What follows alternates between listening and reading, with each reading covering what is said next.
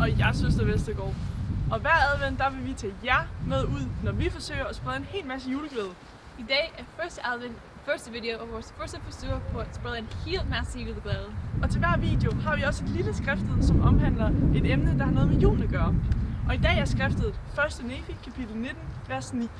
Dette skrift handler om Jesus Kristus og hans mission på jorden og hans kæmpe kærlighed til os alle. Ja, og måden vi vil forsøge at sprede det her glædelige budskab med jer derude, det er i dag igennem spillet Mus. Følg bare med her!